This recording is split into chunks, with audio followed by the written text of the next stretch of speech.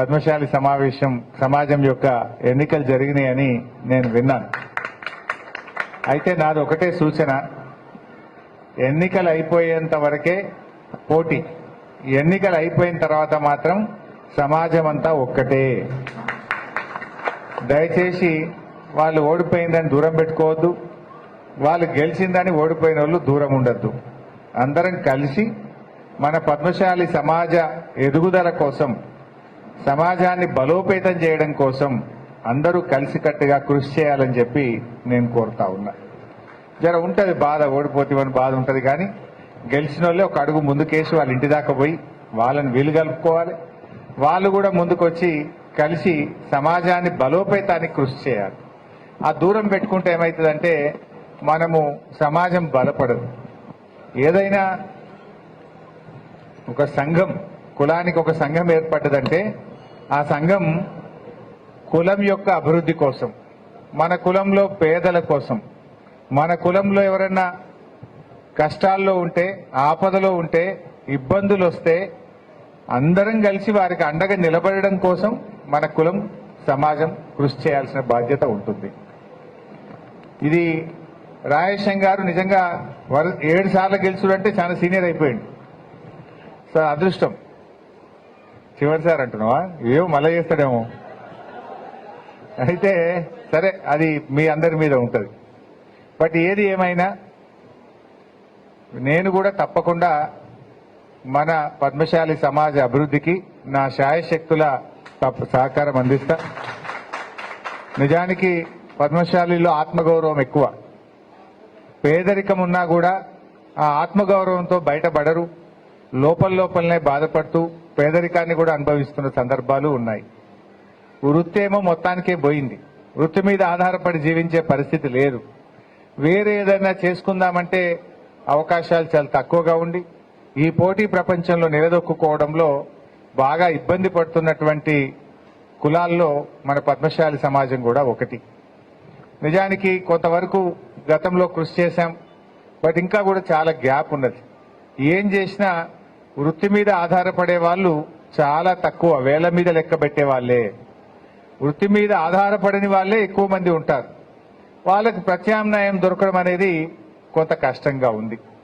ఈ మధ్య పిల్లలు బాగా చదువుకుంటున్నారు, ఈ మధ్య పిల్లలు బాగా పైకి రావడం కూడా నేను గమనిస్తా ఉన్నా. మన పిల్లల్ని బాగా కష్టపడి చదివిస్తున్నారు. మీరు కూడా మంచి డాక్టర్లుగా, ఇంజనీర్లుగా విదేశాలకు కూడా వెళ్తున్నారు. పిల్లలు బాగా చదువుకొని పైకి రావడం కూడా మనం చూస్తా ఉన్నాం. మీరు కూడా తప్పకుండా మీ పిల్లల చదువు కోసం ఇంకా దృష్టి పెట్టండి. ఇలా నేను కూడా గమనించింది ఏంటంటే మన సిద్దిపేటలో ఎవరైతే పైకి వచ్చినారో వాళ్ళు కూడా సమాజం కోసం ప్రయత్నం చేస్తున్నారు. సపోజ్ డాక్టర్లుంటే మీ వైద్యానికి సహకారం అందించడం, విద్యావంతులుంటే వాళ్ళ పిల్లలకు కెరియర్ గైడెన్స్ ఇవ్వడం, అట్లా ఎంతో కొంత ప్రయత్నం సమాజంలో ఎదిగినటువంటి వాళ్ళు కూడా కృషి చేస్తూ ఉన్నారు. అది కూడా చాలా శుభ సూచకం.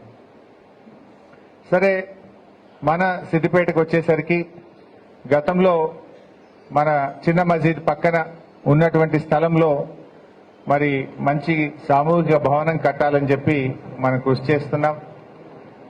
దానికి దాదాపు 1 కోటి రూపాయల వరకు అందించాం. బట్ అయినా ఇంకా అది ఆగే ఉన్నది. 1 కోటి రూపాయలతో స్లాబులు పడ్డది, కానీ ఇంకా గోడలు కాలే, బండలు వల్లే, ఇంకా పైసలు కావాల్సిన అవసరం ఉన్నది. మా గూడూరు సింగ్ కొద్దిగా సాయం చేపిస్తాడు, నేను కూడా కొద్దిగా సాయం చేస్తా. మొత్తానికి ఆ భవనాన్ని పూర్తి చేసుకొని సమాజానికి ఉపయోగంలో తెద్దాం. ఏదంటే ఇంత కిరాయిలకు ఇస్తే, ఇంత కిరాయి వస్తే ఏదైనా పేదవాళ్లకు, ఇతర స్కాలర్షిప్లకో, పిల్లల చదువులకో, ఏదైనా అవసరం ఉన్న వాళ్ళకు ఉపయోగించుకునే అవకాశం ఉంటుంది. దాన్ని తొందరగా పూర్తి చేసే ప్రయత్నం చేద్దాం. మీరు గతంలో ఎప్పుడు వచ్చినా నేను ఒకసారి 25, ఒకసారి 25, ఒకసారి 50, మొత్తానికి 1 కోటి రూపాయలు తండ్లాడినా.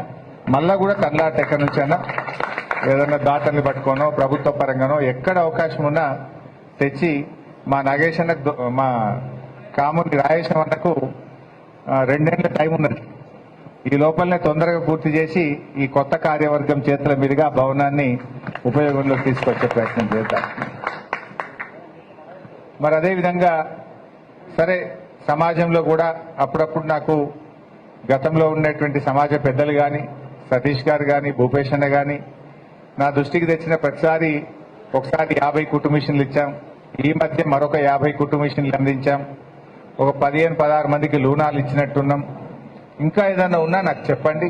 తప్పకుండా రాబోయే రోజుల్లో కూడా మన సమాజంలో అత్యంత పేదరికంలో ఉన్నటువంటి మహిళలకు కానీ, ఇంకా బట్టలు అమ్ముతున్నటువంటి పురుషులకు కానీ, ఇంకా ఎటువంటి సహకారం అవసరం ఉన్నా నా శాయశక్తుల నేను సహకారం అందించడానికి ప్రయత్నం చేస్తాం.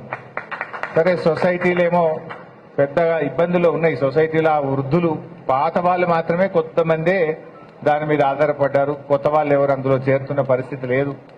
బట్ వాటిని కూడా నిలబెట్టుకోవడానికి, ఉన్న వాళ్ళను కూడా కాపాడుకోవడానికి కూడా, ఆ సొసైటీల బలోపేతానికి, సొసైటీలో ఉన్న ఇబ్బందులు తొలగించడానికి కూడా ప్రభుత్వం దృష్టికి తీసుకుపోయి వీలైనంత వరకు వాటిని కూడా పరిష్కరించే ప్రయత్నం చేసుకుందాం. సరే, ఏది ఏమైనా ఈ దేవాలయం కూడా ఇది కూడా అభివృద్ధి కావాల్సిన అవసరం ఉంది. మనం దీన్ని కూడా కొంచెం డెవలప్ చేసుకోవాలి. చాలా రోజులు అయినట్టుంది. దీని ఆధునీకరణ కూడా ఏదైనా అవసరం ఉంటే కూడా ఆలోచించండి, చేయండి పెద్దలందరూ కలిసి. నేను టైం ఇస్తా మీకు, మీరు రండి, ముఖ్యులందరూ రండి. ఏం చేయాలన్నా నేను ఎప్పుడు కాదనకుండా నా శాయశక్తుల మీ దేవాలయ అభివృద్ధికి కానీ, ఫంక్షన్ హాల్ పూర్తి చేయడానికి కానీ, సమాజ అభివృద్ధికి కానీ మీరు చేసేటువంటి ఆలోచనలో నేను కూడా నా వంతు భాగస్వామ్యాన్ని, సహకారాన్ని సంపూర్ణంగా అందిస్తా అని చెప్పి మనవి చేస్తూ, మళ్ళీ చివరిగా అదే మాట చెప్తున్నా, గెలుపు ఓటములు సహజమైనటువంటివి. దూరం పెట్టుకోకుండ్రి. ఓడినా గెలిచినా ఒకటిగా అండి. పద్మశాలి సమాజ అభివృద్ధి కోసం కృషి చేయాలి. దాంట్లో మా డాక్సాబో, భూపేష్ అన్ననో, మా సీనుబయో మీలాంటి